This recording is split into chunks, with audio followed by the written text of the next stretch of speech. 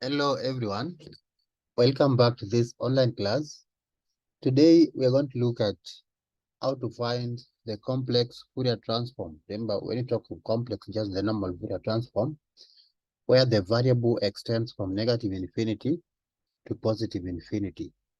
So our function f of x is equals to exponential negative 5x squared plus 4.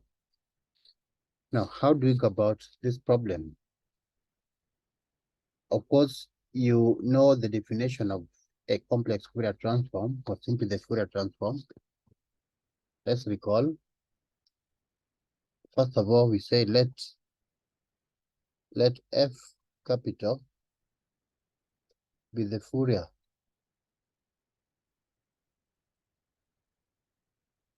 transform operator in the variable x.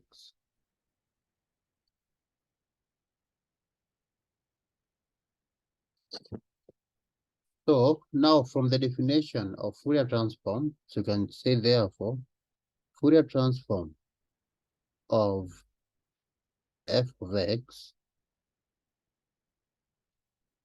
is the same as the integral from negative infinity to positive infinity exponential negative I omega x times f of x dx. And we know f of x is equals to exponential negative 5x squared plus 4.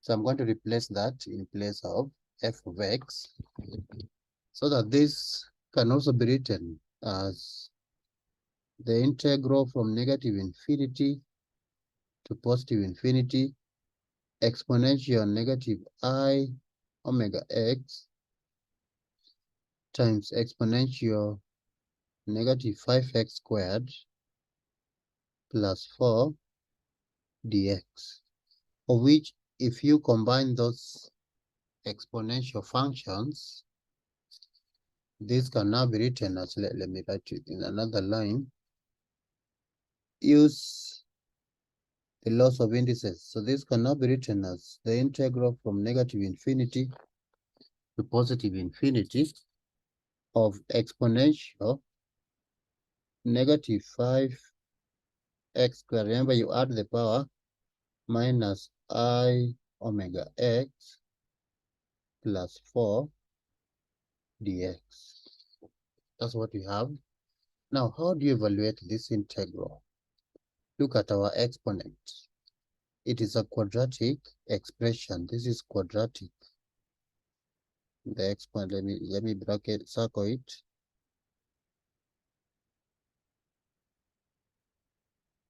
This exponent is quadratic.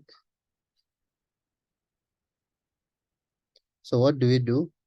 We need to complete the square. Complete the square. That's what you do. So let me complete the square this side.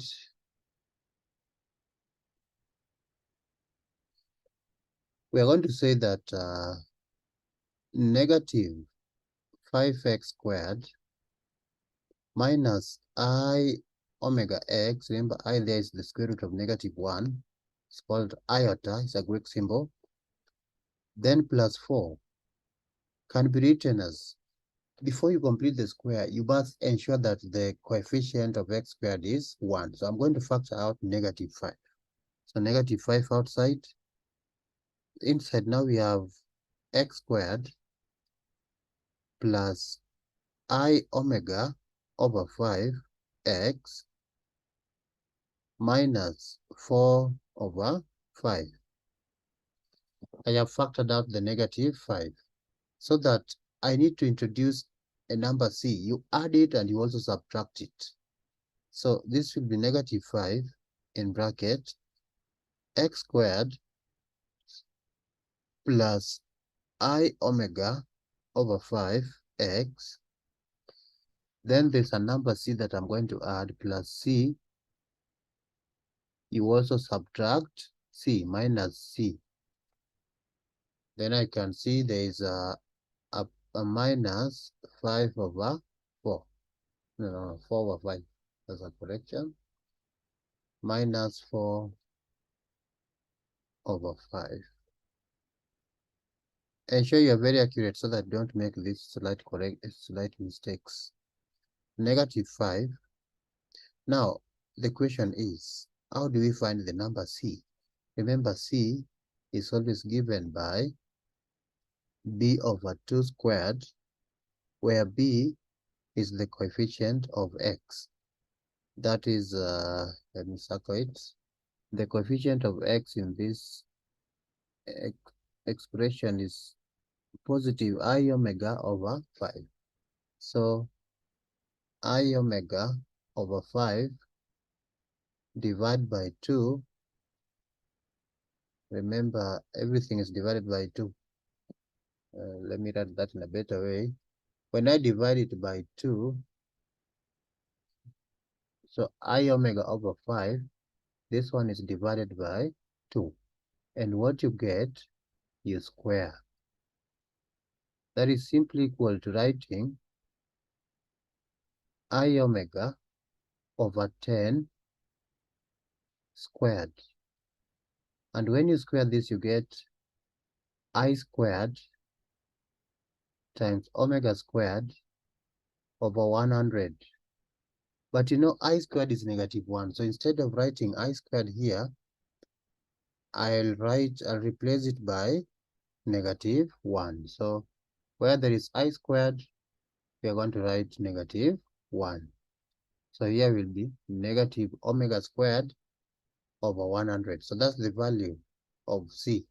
So this can now be written as x squared plus I omega over 5x.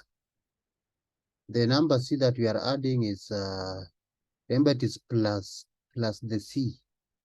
Where there is C, you put that negative omega squared over, so it's plus negative omega squared over 100. That's the number C we are adding. Then minus the same number, negative omega squared over 100. Then I can see this negative 4 over 5. Of which, if I simplify this, can be written as negative 5 in bracket. So I can group the first 3 terms. So that will give us x squared plus I omega over 5x minus omega squared over 100. Then this will give us now plus omega squared over 100 minus 4 over 5. Then form another group. So look at the first group. That first group can be factorized to get, let's factorize. So this will now give us, let me use another color. So you factorize this, you see this now will be a perfect square, so that we are going to get negative 5 outside. Inside now we have, that will be x plus I omega over 10 squared. When you factorize, you get that. Then the other one is just the way it is, omega squared over 100 minus 4 over 5. So now we can take the negative 5 inside. So this, if you simply open the outermost bracket, you're going to get negative 5 x plus I omega over 100. No, that's over 10. I omega over 10 squared minus 5 times omega squared over 100 minus 4 over 5. I have opened the outermost bracket. Now, I want us to take note that if I write 5, the 5 here Look at this one. I want to take it inside this bracket. And you see that bracket is squared. So the 5 can be written as root 5, and this is squared, so that you can easily take it inside the bracket that was squared. So when it is inside, it will become root 5. I hope that is clear. So that this will now be written as negative of the square root of 5, then this is times x, plus I omega root 5 over 10. This is squared. Again, take this inside out. Simply open this bracket. When I open the bracket, I'll have negative omega squared over 20 plus 4. That's what I have, because I'm multiplying by negative 5. So now we go back to our integral, because now we know the exponent. We have now completed the square in the exponent. So we go back to our integral and replace it. So you can now say that, let me put this in a better way. So this can now be written as the integral from negative infinity to positive infinity of exponential negative root 5 x plus I omega times root 5 over 10, this is squared, then plus 4 minus omega squared over 20. Another bracket. So you can use the laws of indices. Remember here there's dx, don't forget, we are integrating. Lots of indices, this can be written as the integral from negative infinity to infinity of exponential negative the square root of 5 times x plus I omega times root 5 over 10. This is squared.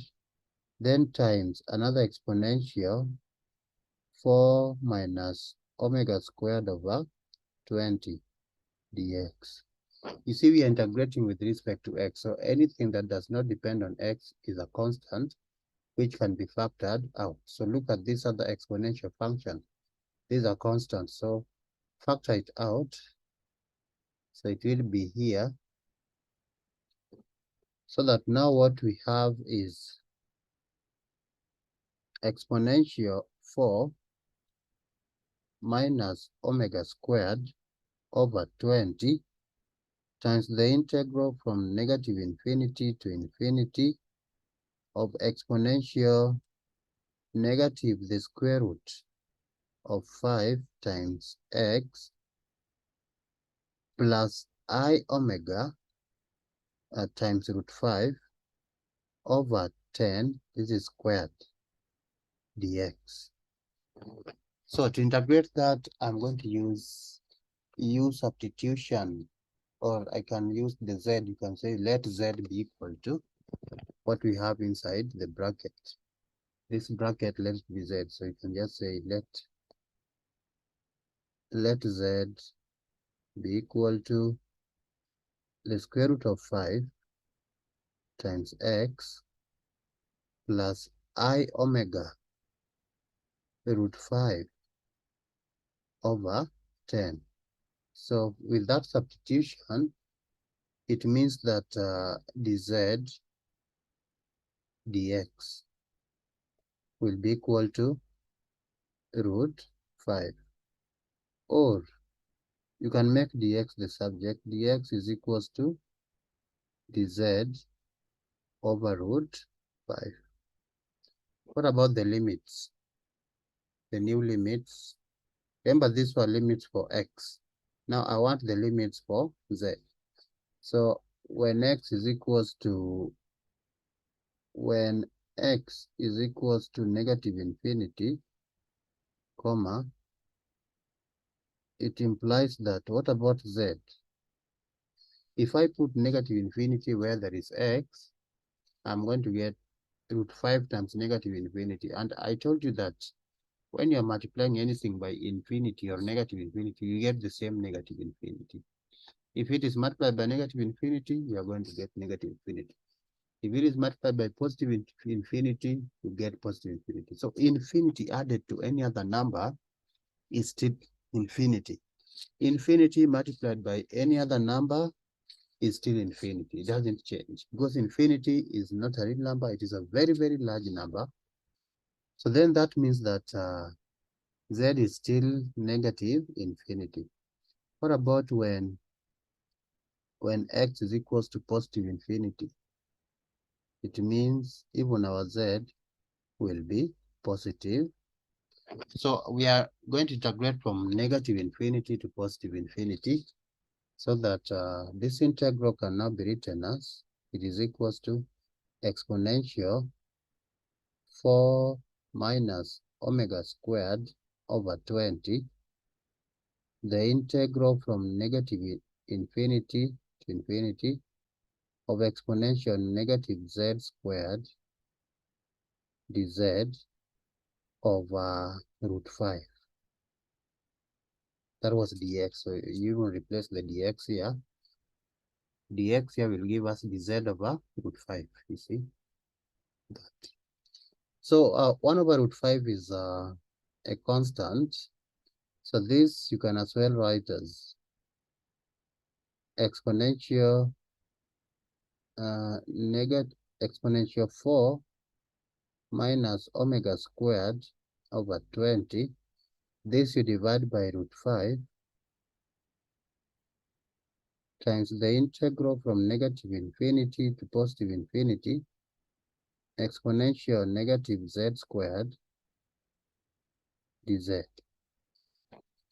And you know from the properties of the error function that when you have this kind of integral, you need to get root pi. Properties of the error function.